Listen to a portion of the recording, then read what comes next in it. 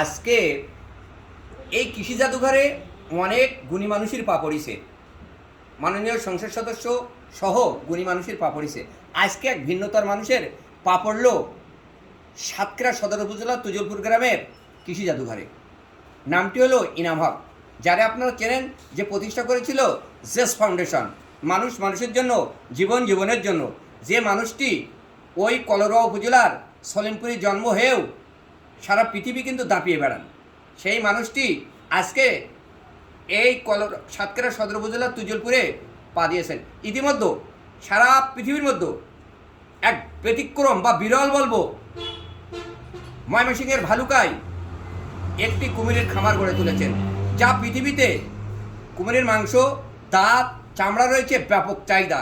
সেই সম্ভাবনাকে কাজে লাগিয়ে এবং কিছু মানুষকে কর্মসংস্থানের সৃষ্টি করার জন্য তার এই উদ্যোগকে আমরা সমাজের পক্ষ থেকে স্বাগত জানাই এবং আজকের এখানে আসায় তাকে আমরা স্বাগত জানাই। গড়ে তুলেছিল সলিমপুরের ঐতিহ্যবাহী হাজী নাসিরউদ্দিন কলেজ। এই মানুষটি সকল সময় মামাটি মানুষের টানে বারে বারে ফিরে আসে এই সাতক্ষীরা তথা কলরার মাটিতে। এখন যুক্ত হবে সমাজের আলোর সাথে। জনাব ইনাম হক সাহেব, আপনি সাতক্ষীরার মামাটি মানুষের সন্তান, পোড়খোয়ায় একেবারে গ্রাম থেকে আপনি বিভিন্ন জায়গায় আছেন। আমি সমাজের আলোর পক্ষ থেকে তুজলপুরে আসার জন্য বা আমার কৃষি জাদুঘরে আসার জন্য আপনাকে স্বাগত জানাচ্ছি। ধন্যবাদ সবাইকে।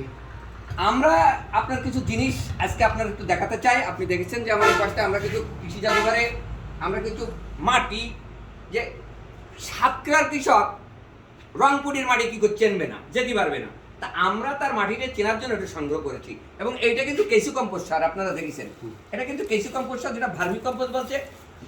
প্রাণীকুল, পরিবেশ বাঁচার জন্য কীটনাশক এবং রাসায়নিক সার আজ জীবন ধ্বংস করে দিচ্ছে। এইটার কারণে আমরা এই সারটি গড়ে তুলেছি। আমরা কিছু নদ নদীর পানি কিন্তু আমরা দেখানোর চেষ্টা করছি আপনার। এটা হলো আমাদের পানি বা মাটির কর্নার, এটা আপনি দেখবেন।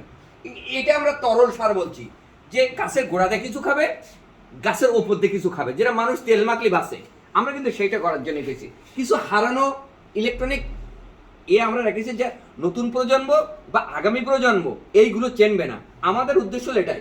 এটা হলো আমাদের ধান, সেই পাটনায়, কুটি পাটনায়, নাজিরশাল, ছেরুটি, কটকতারা, লড়ুই, আপনার যে ধানের মহাযজ্ঞ ছিল এক সময়, যে ধান ঢেকি সেটা চালির যে মহাযজ্ঞ ছিল, সেইটা আমরা কি ধান ছিল নতুন প্রজন্ম জানার জন্য আমাদের এই উদ্যোগ। কিন্তু আপনি দেখেন আমাদের কিছু, মানে আমি একটু লাইভে আসি, 5 মিনিট ক্লাবে আসি, ক্লাবে যেতে আসছি, মানে আমি আসছি ক্লাবে আসি, শোনা এসে যাচ্ছি বাড়ি, এক্ষুনি আসছি, এসে গেছি।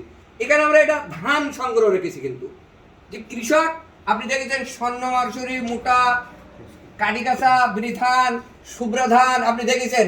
এখানে কিন্তু বৃথিরি, কালো জিরা, সুপার মিনিকেট, ভোলানাথ, এখানে কিন্তু ধান কিন্তু আপনি এগুলো দেখেছেন। নাজিরশাল, লাল গোটা, মহাযজ্ঞ কিন্তু ধানিগোল্ড, লীলাবতী, এই যে বিভিন্ন ধান কিন্তু আমরা এখানে রেখেছি। আপনি এইটা আমরা বলছি পোকা চিড়িয়াখানা, যে পোকা চিড়িয়াখানা, সাথে সাথে কিছু পোকা কিন্তু আমরা রেখেছি।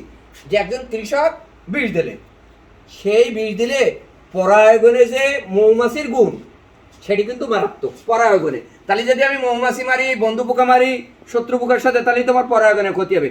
আমরা কৃষকরা বোঝানোর জন্য চেষ্টা করছি যে এইটা শত্রু পোকা, এটা বন্ধু পোকা, পোকা দেখে শুনে মারতে হবে। আমরা কিছু, আপনারা কিন্তু দেখেন, আমি কিছু হারিয়ে যাবো ঐতিহ্য আমরা কিন্তু রাখার চেষ্টা করি। এখানে কিন্তু আপনি বলবেন যে গরুর মাথা রেখেছেন কেন, যে কৃষিতে ফসলে কুদৃষ্টি পড়ে, এই জন্যই কিন্তু একটা প্রবাদ আছে, আমরা কিন্তু সেটা সংরক্ষণ করেছি। আপনার এখানে আমরা দেখাবো কিছু। এটা হলো গোলা। আমরা এখানে কিন্তু পানি, বাংলাদেশেই এমন কোনো ফলমূল নেই যেখানে সংরক্ষণ নেই। আপনি কিন্তু আমাদের এটা আপনারা দেখতে পারবেন, আমাদের এগুলো আপনাদের একটু দেখাবো। আমরা কমে তো সবগুলো আপনাদের একটু চোয়াতে চাই।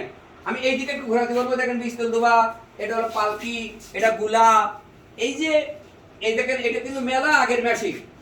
আপনার বাপদাদারা যখন কৃষির জন্ম হলো, মায়েদের হাত থেকে বীজ দিত বাপের হাতে, হাড়ির পাত্রে। আমরা বলছি যে পরিবেশ বান্ধব হাড়ির পাত্রে বীজ রাখলে সুন্দর থাকবে, সেটার জন্যই কিন্তু আমাদের এই উদ্যোগ। আপনি দেখেন আমাদের কিছু কিন্তু সংগ্রহ রয়েছে এখানে, এই পাশটায় সেই 300 বছর আগের আয়রন, টর্চ লাইট, হুকা, এইগুলো কিন্তু আমরা সংরক্ষণ করেছি। এইগুলো আমাদের এই পাশটা একটু দেখাতে বলবো, এই পাশটা আপনাদের একটু দেখাতে বলবো। এগুলো সাইকেল, এই যে দড়া, এখানে কিন্তু করাত আছে, এখানে কিন্তু করাত, ভ্যারাইটিস করাত, এগুলো কিন্তু আমরা রেখে দিছি। এই যে সেই হ্যাসাং লাইট, হুকা, এটি কিন্তু আমরা রেখেছি। সেই বল্লভ, দা, কাশি, সেগুলো কিন্তু আমাদের এখানে সব সুরক্ষা করা। আপনি এগুলো দেখেছেন যে আগ্রা থেকে আমরা এনেছি। এটা কিন্তু আগ্রা তাজমহলের, এটা কিন্তু আমি আগ্রায় যাওয়ার পরে এটা কিন্তু আপনার ওই চাবুক।